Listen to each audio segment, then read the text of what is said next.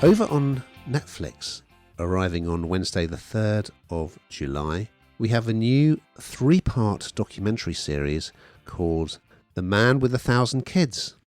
And here's a clip. I always wanted to be a mom. We wanted to have a family together. A sperm donor is making up 50% of your child. I got to know him on the internet.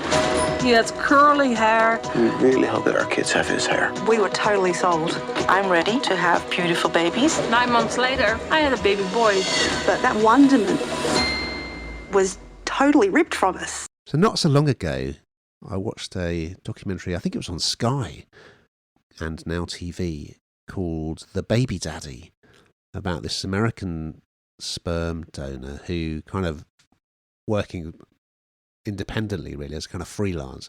He had fathered a worryingly large number of children through sperm donation. And he was in the documentary, and so were his family and the people that he'd donated to.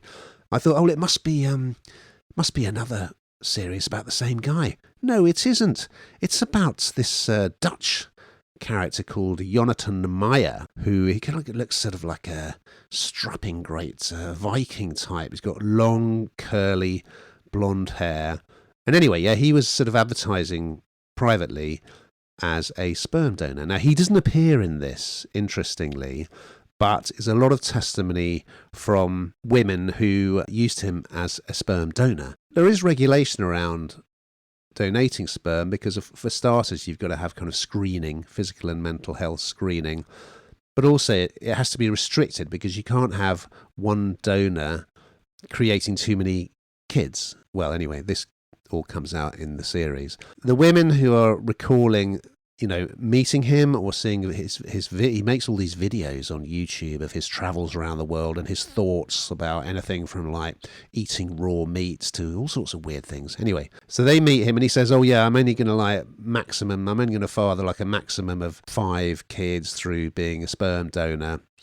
And it turns out that he's just, well, as the title suggests, and not just in the Netherlands, but potentially all over the world, he has fathered so many children through donation. And especially in the Netherlands, people start meeting other people whose kids bear a staggering resemblance to their own kids. And they realise, hang on, this is like a half sibling living, just down the road, or the kids in the same school as my kids. So the ramifications of that, should the kids, when they're older, form a connection, fall in love. I mean, it doesn't bear thinking about. So it's a staggering story. I mean, unfortunately, he's not in it to give an explanation of like, what was his motivation? I mean, was it purely financial, or has he got some kind of God complex about, populating the world with his kids? So the good thing about the Sky doc was they filmed a lot of the man himself, and you got a bit more of a sense of him, and also how it was impacting. He had his own family, including his son, who was kind of like being bullied at school because of what his dad did, and his family were very angry, as his Jewish family. I wonder what connects these guys psychologically. Who knows? But it's a staggering story, really, and you can imagine for these parents who'd had the joy of finding someone who they thought, yeah, this guy would make a great kind of donor father, and being all excited, and their dreams come true, and they get pregnant and they have the kid, and then suddenly they're reading these stories and thinking, hang on, this is the guy, and there's all these other mothers out there are telling the same story, and it's just getting bigger and bigger, this whole scandal. So yeah, I only watched episode 1, but it's they have kind of stretched it out a fair bit. I think they take quite a long way to get through the story, a long time to get through the story, but yeah, it's fascinating. And I would say seek out the one on Now TV as well, because that's a really good watch. What did you think, Hannah? Do you know what?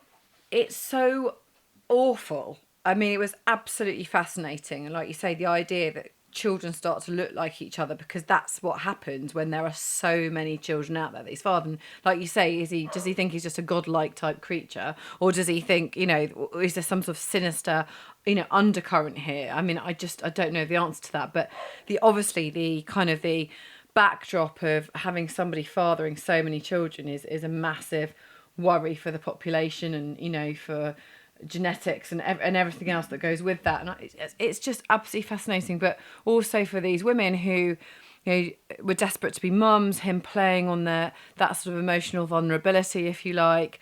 And it's over 3 episodes. It probably does feel a bit strung out, but I think you are completely captured by it, because you just can't believe this is happening, I suppose, and that it's happened, and that it could be happening, and how can that not happen? How can that be governed, if you like? How can you stop that from happening? So yeah, I thought it was very interesting.